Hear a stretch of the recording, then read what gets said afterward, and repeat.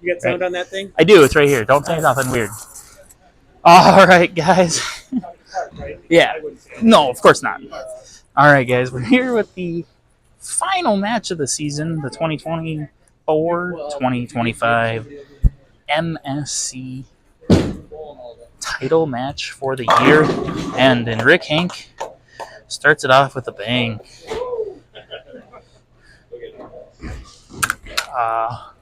So quite a disparity for the titles of these two guys. Rick has never won an MSC title that I could find. What's up? Oh, you're just finding something.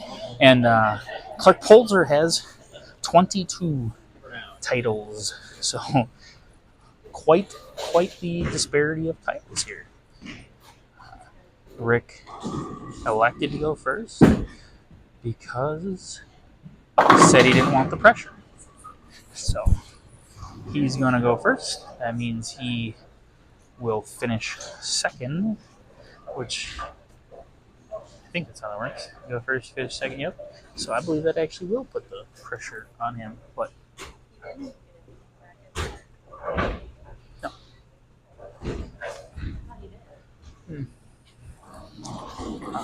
Clark leaving a 4-pin there, going a little high.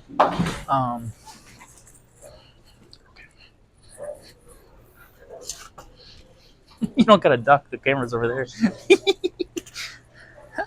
Let's see here. So, Clark has so far run the ladder. He was originally in 24th place. First match was against Jerry Baker. Jerry came down to the last ball for a potential tie. Clark finished with 196. Jerry needed a 190, or we needed a strike to tie him, and we would have went to a 9th and 10th frame roll off. Jerry unfortunately 8 counted, thus allowing Clark to move on. Oof, goes.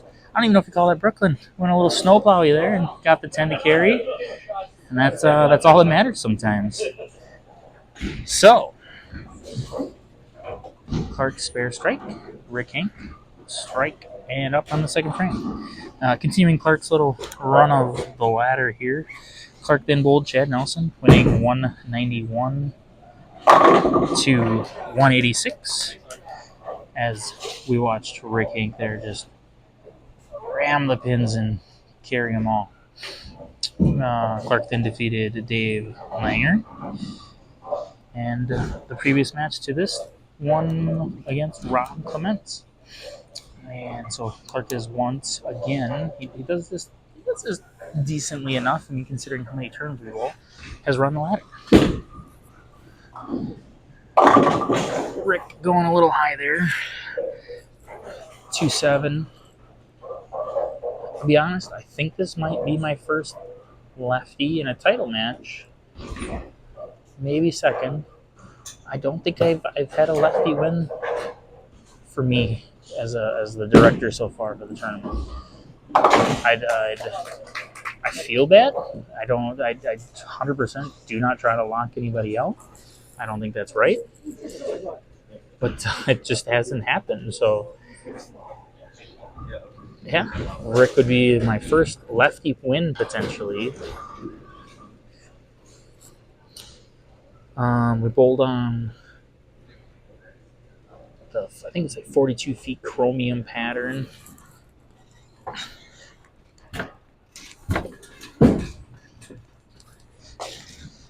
No problem. Clark goes a little high again there, leaving a 4-pin. So that's he's got high on every single shot so far. So I'm gonna have to make some sort of adjustment to find a way to strike and knock all 10 pins down.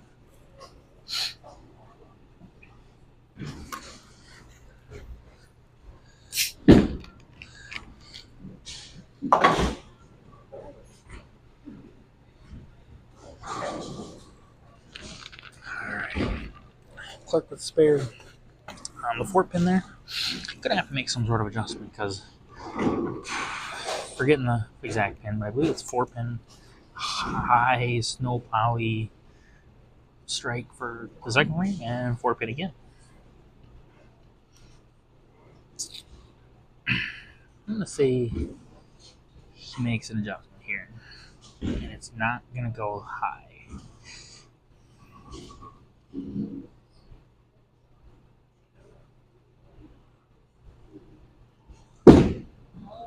Yep. I knew he wasn't going to go high. I had that feeling that he was not going to let that ball go high. And he unfortunately overcorrected and pushed it right. Well, Clark, as he goes and gets this 2-pin here, I do want to thank Storm for what they did for us this year. We raised, it was like $3,200 added to the prize fund for the year end. Yeah, it was a large chunk of change that they allowed us to essentially get because of the bowling balls that they let us raffle off at a cheaper price. All right, Rick up here to try to add another strike. Ooh, it was a little weird there. The ball kind of caught the thumb hole in the beginning of the front lane there and bounced a little. I don't know if that maybe got it down lane a little further before hitting the pocket and leaving that 7-pin, but Sperry's going to need to have to pick up here. We'll keep him 8 pins ahead as he picks up the 7. Alright. So, yeah, 8-pin match right now.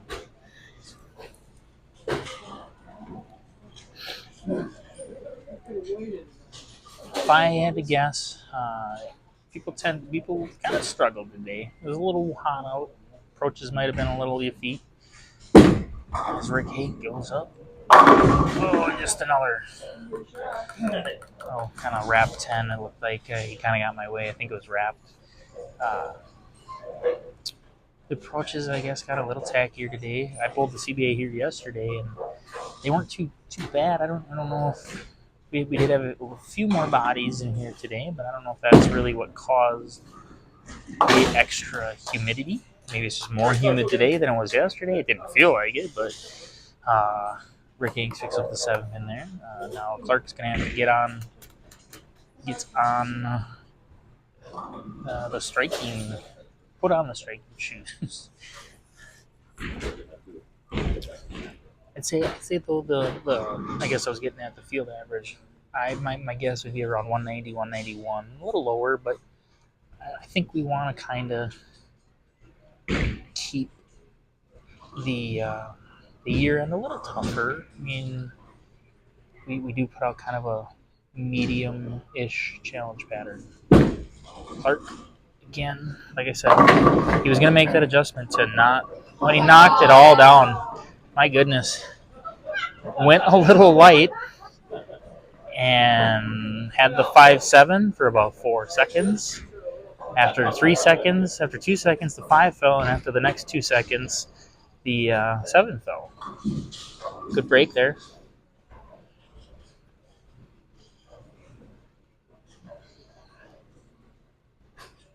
So Clark is showing you why he has 22 titles.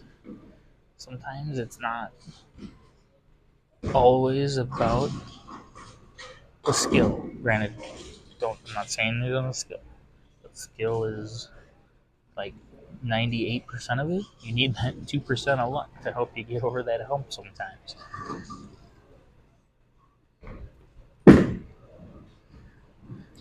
Oh, a little high again there.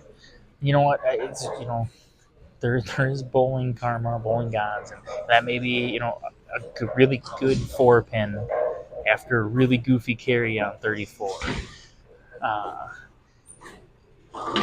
Clark has all the skill in the world, and he used a lot of that 2% of luck on 34, but that luck and karma came back on 33. I guess I'd rather take it now, the payback now on a 4-pin, than I would later on something worse. So good spare by Clark. Keeps the match fairly close. I believe, as I'm looking at it here, 4th frame, 86, it is a, let's let Rick throw a shot here, and then we can tell you what the actual deficit is for the bowlers.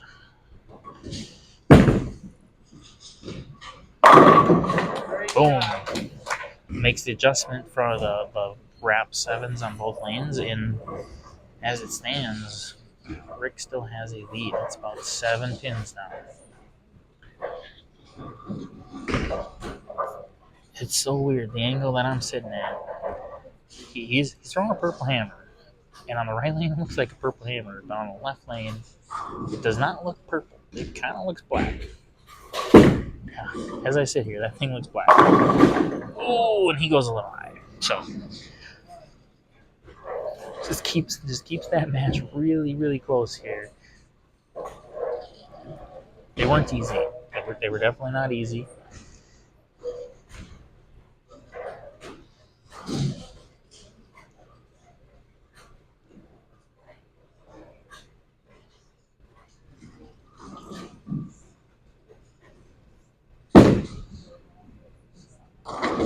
Good spare there by Rick. Clark now up to bowl. Yep. Clark looked like he was just walked away to look and see, maybe looking at a couple different bowling balls and possibly a ball change. But it looks like he is going to stick with, I believe it's the Motive Evo Casteria that he's throwing currently.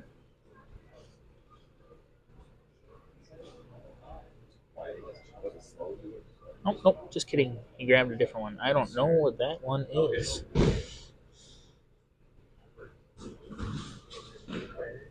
Potentially, I believe it's some sort of super, which would kind of make sense. This pattern is how deep the righties had to get.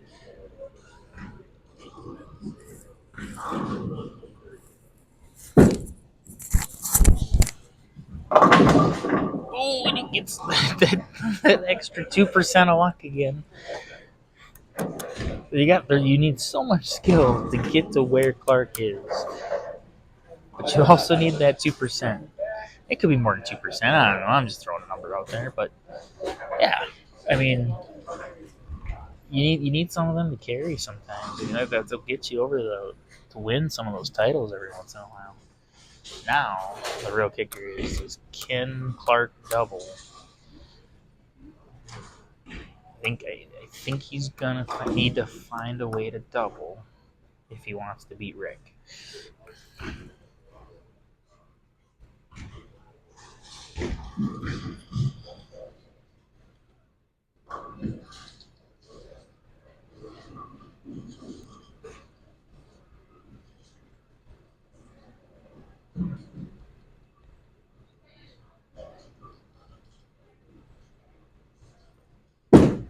Doesn't look bad. He threw that one good. See, so I say the 2% luck on 34. On 33 there, that was 100% all skill. Clark threw that ball really good. He got a great result. So Clark, like I said, he finally got that double. Now Rick's got to respond here. Pulled it a little. Is he gonna get the Brooklyn? No. Man, that's rough. Okay, so here's where we stand. Rick's got to definitely pick this up and put a strike up in the ninth. We have max scores of, so both in the eighth frame. We have max scores of, is that 49, 79, 30, 39 for Clark, 65, 95, 225 for Rick. So he's going to have to put all 10 on the ground a couple times here. Great shot. Very pressure-filled shot. So now it's kind of all in Clark's hands. If Clark can throw the next 3, he will be your year-end champion and will have run the ladder to win the $1,102 prize fund, the first place money. Anything other than 3 in a row will give Rick a chance to step up and claim his own fate. I'm going to shut up, and we're going to watch.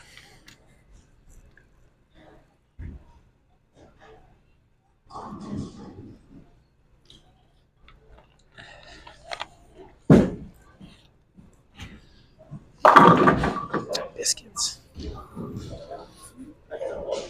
Little high.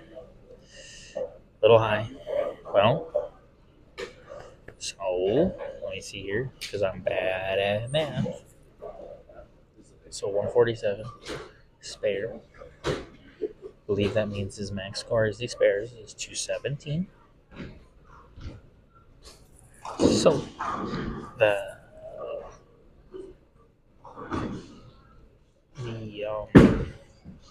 decider of their fate is now switched over to Rick. 167. Yep. So 217 for Clark. Clark's gonna definitely want to put three strikes up on the board, because it's gonna force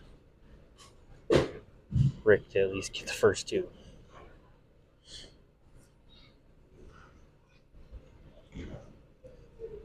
So, gotta get the first one.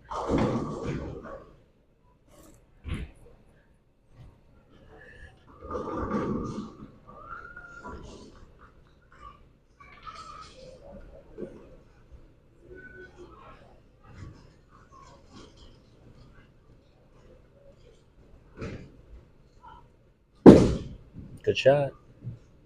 Wow, and it just didn't make it. I thought he threw it really well off his hand. If I never saw anything else besides off his hand in the first 10 feet, I thought he was striking. Okay.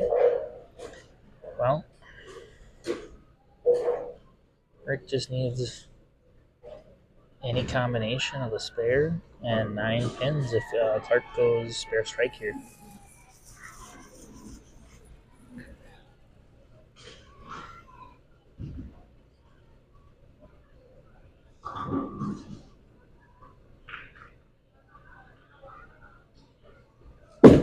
Big spare needs to have it.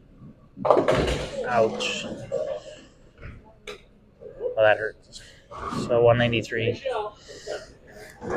That unfortunately means Clark most likely will not be winning this year. But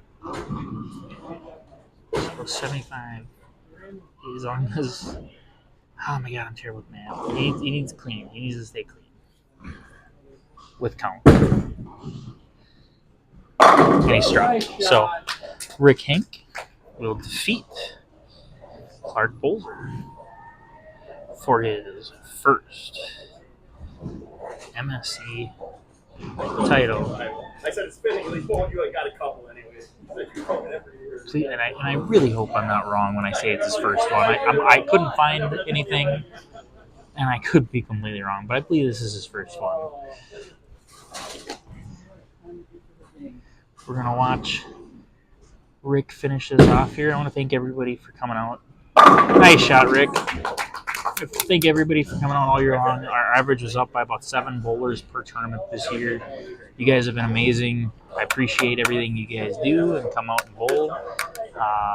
Even on hot days, cold days, you guys are amazing. So we'll watch Rick go ahead and finish off his 10th here. Winner of $1,102. I'm talking to you're good. I'm sorry, Clark. A little 8 count there for 223, I believe that ends up being. Math's hard. Yep, 223. Rick, correct me if I'm wrong. That is your first title, correct? I had one during COVID in Wisconsin. Those ones didn't technically count. So this is your first official. Congratulations. That is awesome. Yep. Yes.